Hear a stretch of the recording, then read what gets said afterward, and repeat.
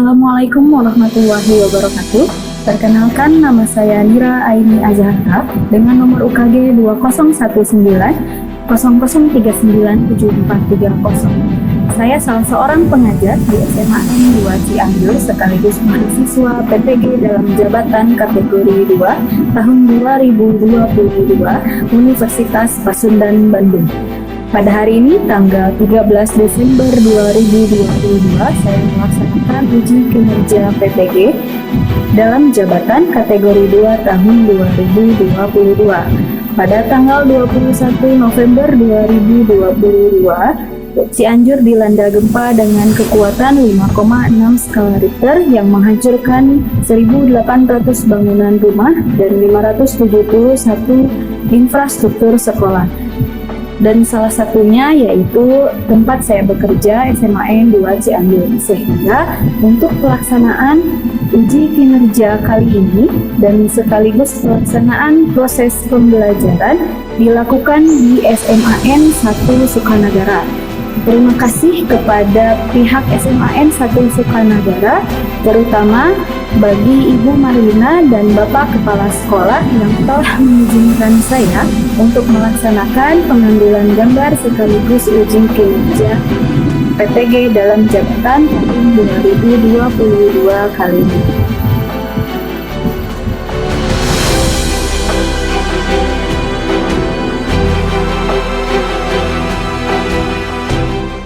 Assalamualaikum warahmatullahi wabarakatuh. Waalaikumsalam warahmatullahi wabarakatuh. Apa kabarnya hari ini? Alhamdulillah. Nah, sebelumnya silakan dipimpin dulu berdoa. Ada satu orang siapa? Duduk siap sebelum mengawal pembelajaran hari ini. Marilah kita baca doa terlebih dahulu di dalam masing-masing sebelum pembelajaran dibaca. Baca doa dimulai.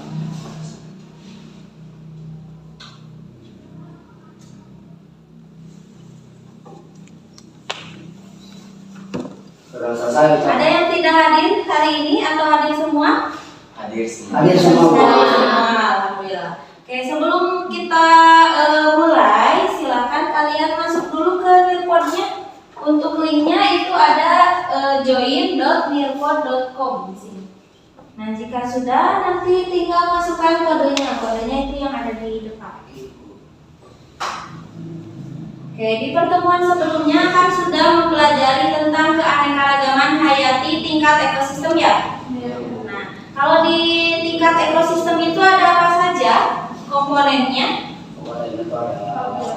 Ada abiotik dan biotik. Nah, kalau di dalam ekosistem itu pasti akan ada terjadi interaksi antara komponen biotik dan abiotiknya.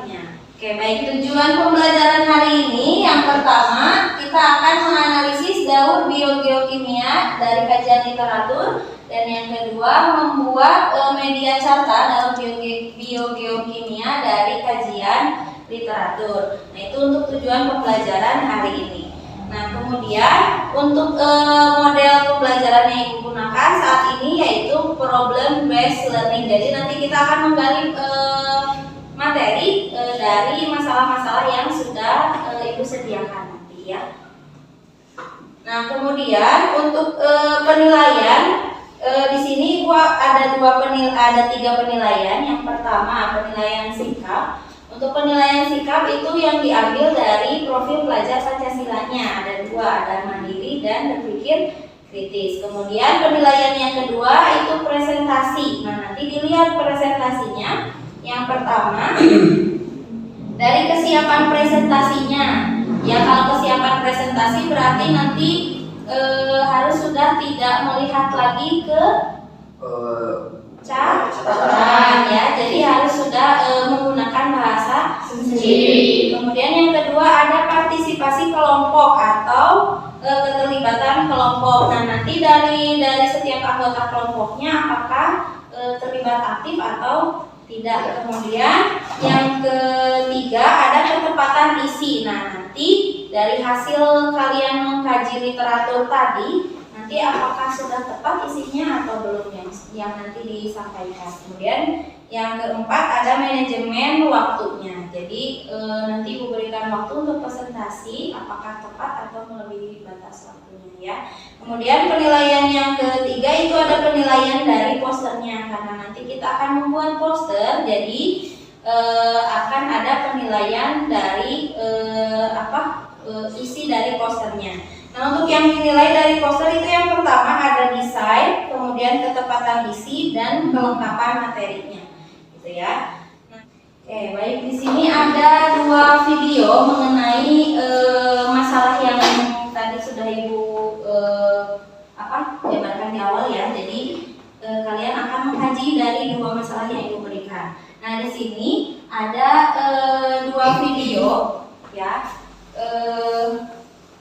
Untuk yang kelompok, karena ini ada 3 kelompok ya, dan kalian sudah duduk berdasarkan kelompoknya masing-masing. Jadi nanti Ibu tentukan saja yang kelompok 1 itu tentang hujan es, yang kelompok 2 itu tentang hujan asam, dan yang kelompok 3 itu tentang hujan es. Ya, nah di sini ada dua video. Yang bagian bawah itu video tentang hujan hujan es, yang atas tentang hujan asam. Nah nanti kalian melihat tayangan video silahkan di handphonenya masing-masing, tinggal diklik kemudian di full screen. Ya, silahkan disimak videonya di mejanya masing-masing saja. Coba. Emang bisa di zoom? Bisa Bisa dapat chat post enggak maksudnya. Post ini ada maksudnya. Buat sambil itu.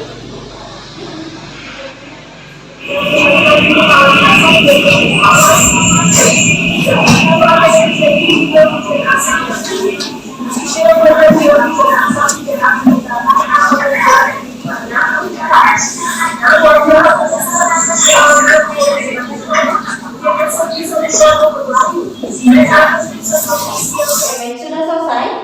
Sudah, Ibu. Oke, sekarang Ibu akan bagikan lembar kerjanya. Nah, silakan. Di sini sudah ada petunjuk penggunaannya, ya, sudah ada petunjuk penggunaannya, kemudian ada bacaannya. Nanti silakan kalian baca dulu petunjuk penggunaannya. Kemudian di belakang ini sudah ada beberapa pertanyaan yang berkaitan dengan permasalahan yang sudah diberikan. Gitu. Nah, nanti silakan kalian jawab dulu pertanyaannya. Nah, kemudian hasil dari jawaban ini kalian tuangkan dalam bentuk poster digital, ya, di Canva. Jadi langsung aja isinya gitu. Jadi nanti ditulis dulu di sini apa aja keperluannya, ya, dari hasil jawaban ini. Kemudian nanti kalian tuliskan, tuangkan dalam bentuk poster, gitu ya. Waktunya 30 menit cukup atau 40 menit? 40 menit. Oke, baik. Kelompok 1 itu hujan es ya. Kelompok 2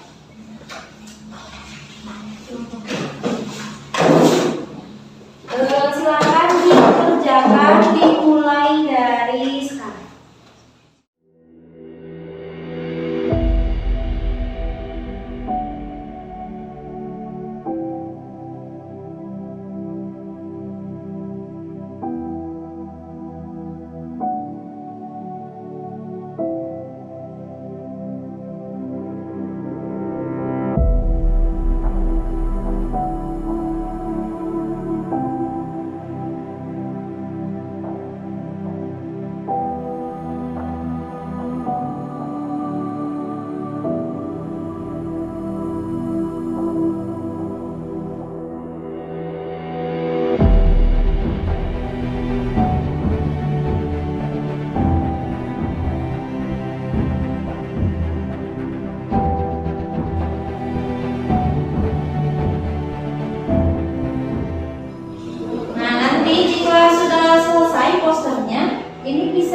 diunggah ke handphonenya ya. Kalau di handphone itu ada gambar image gitu. Kalian bisa upload dari galeri atau bisa ambil gambar kamera. Karena ini poster kan pasti ada ada 3 layar ya, jadi bisa keluar dari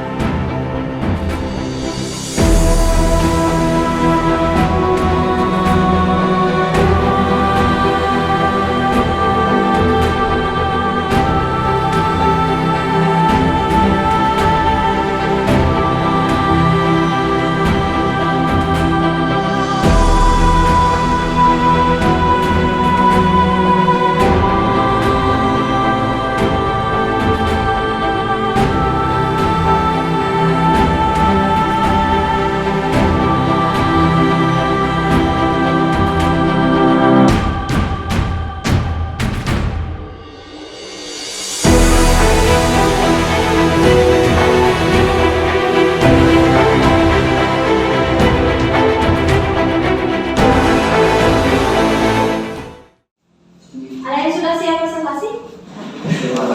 Oke, baik. Kelompok 3 katanya sudah siap. Alhamdulillah. Silakan hasil diskusinya. Assalamualaikum warahmatullahi wabarakatuh. Waalaikumsalam warahmatullahi wabarakatuh.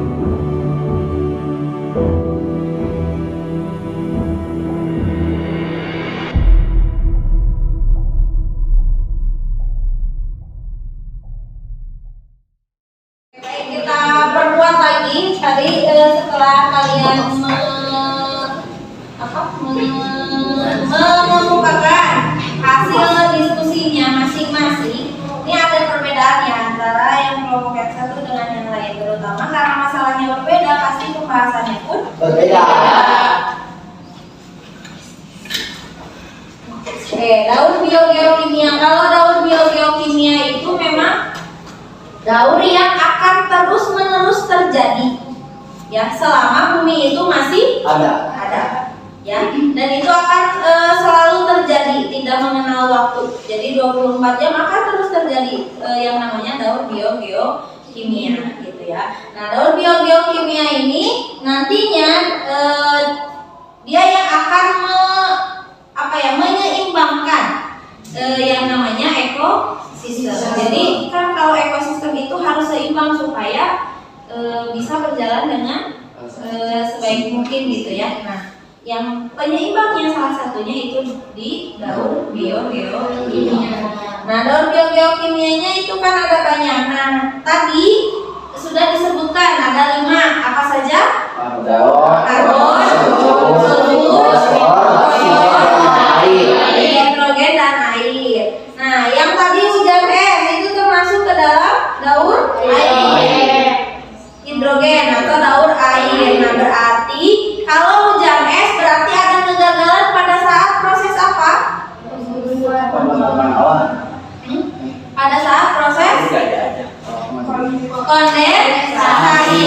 Jadi ketika proses kondensasi, kalau misalkan kondensasi yang normal, si uap air itu akan diubah menjadi cair, ya, atau dalam bentuk air, ya. Nah, tapi kalau misalkan ada terjadi kegagalan pada proses kondensasi, maka si uap air itu tidak hanya diubah menjadi tidak bisa diubah menjadi cair, gitu. Ada nanti misalkan si uap airnya itu begitu diselesai daur air itu ada yang dilepaskan menjadi uap air lagi, atau yang sering disebut dengan fenomena kabut namanya.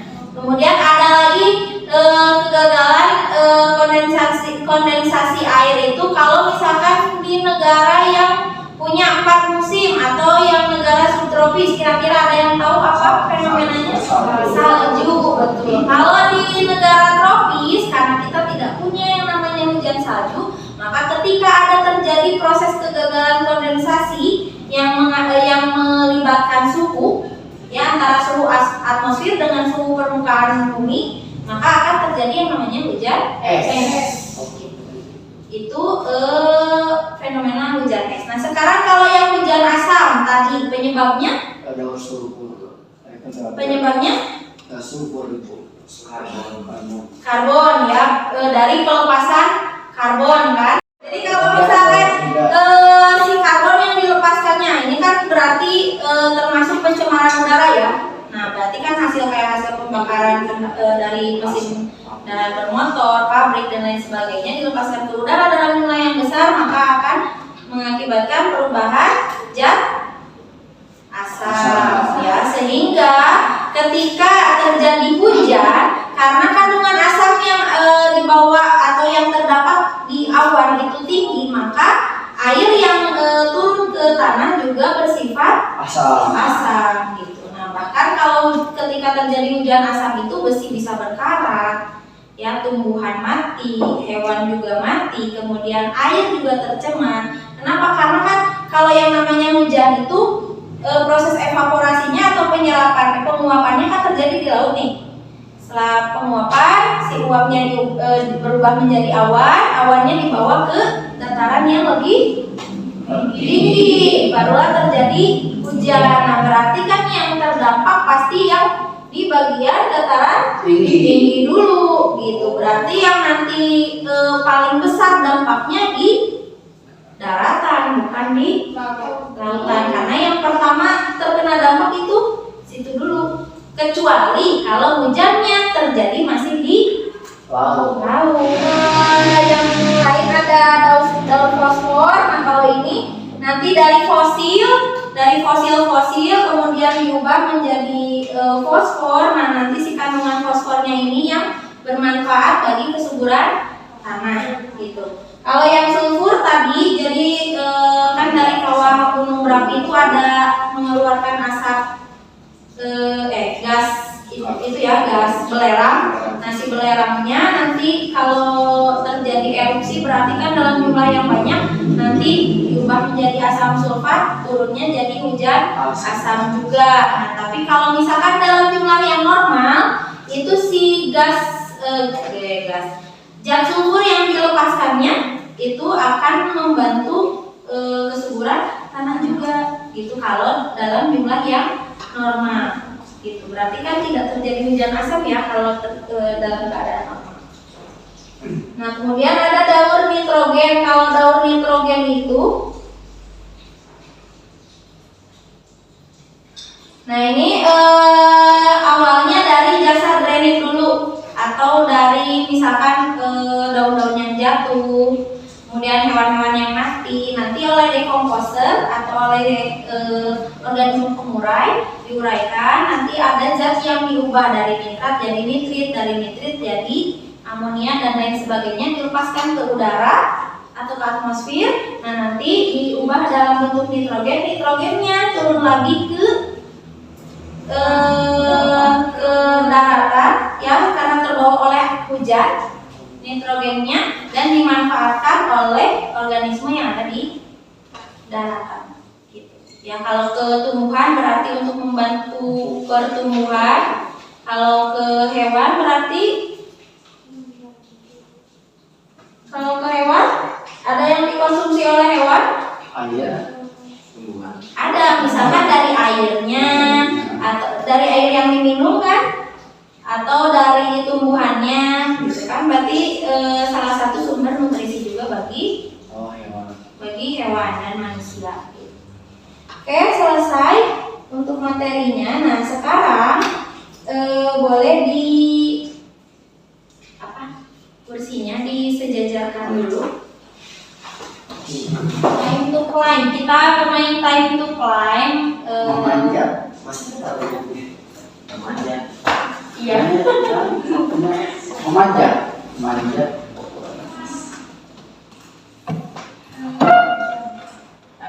Karena sekarang tentang ekosistem, jadi temanya jungle aja. Oke, nah sekarang silakan kalian pilih avatar yang sesuai dengan yang kalian mau. Sudah semua? Sudah semua? Oke, kita mulai ya. Sudah? 13.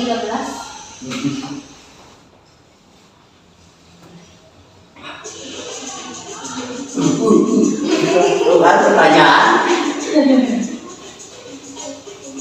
Itu waktunya lama kok, jadi bisa dibaca dulu lagi.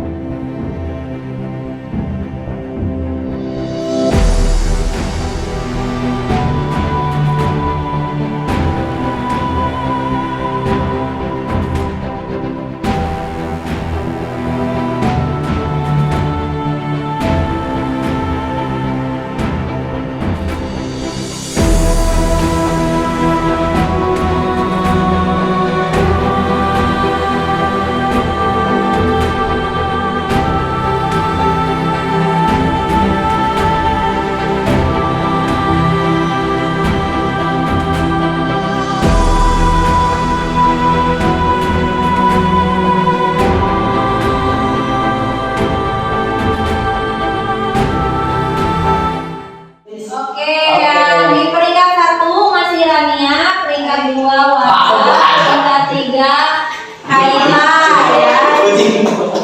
Oke, lainnya masih ada di bawah. Padahal ada di bawah. Aku masih ke 1. Padahal peringkat 11.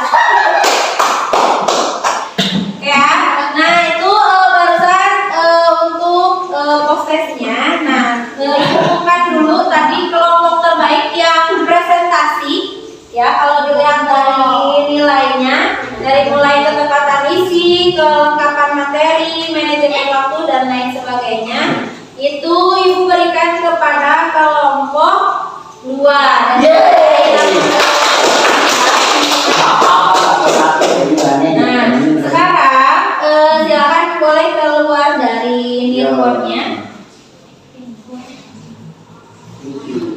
beralih ke wordwall. Nah, ini sebagai refleksi. Jadi untuk refleksi pembelajaran hari ini, kira-kira sudah ada gambaran belum mengenai daur biogeometri? Ternyata alam kita itu fenomenanya itu banyak ya. Kemudian kelangsungan kita juga bergantung pada siapa? Alam ya. Jadi silakan masuk dulu ke wordwall. Boleh di scan QR code-nya. Ini sesuai dengan perasaan kalian setelah belajar hari ini.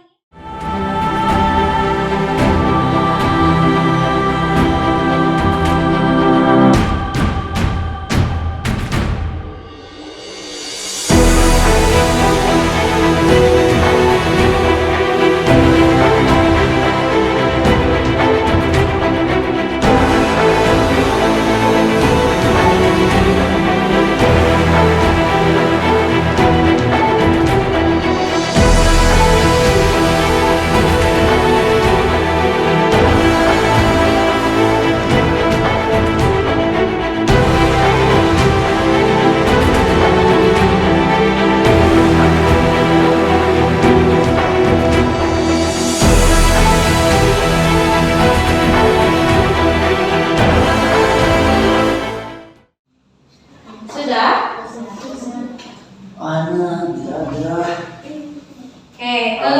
Baik.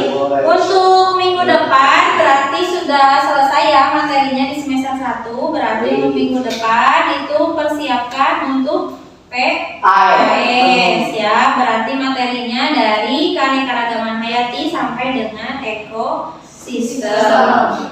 Nah, sekarang silahkan untuk tadi Farel ya yang memimpin doa, sekarang pimpin doa lagi untuk menutup kegiatan pembelajaran hari ini. Alhamdulillah pembelajaran telah dilakukan. Untuk menutup kegiatan hari ini, marilah kita baca terlebih dahulu di ruang kerja masing-masing. Berdoa dimulai.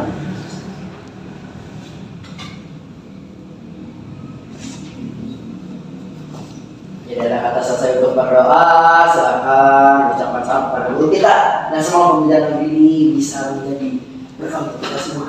Amin.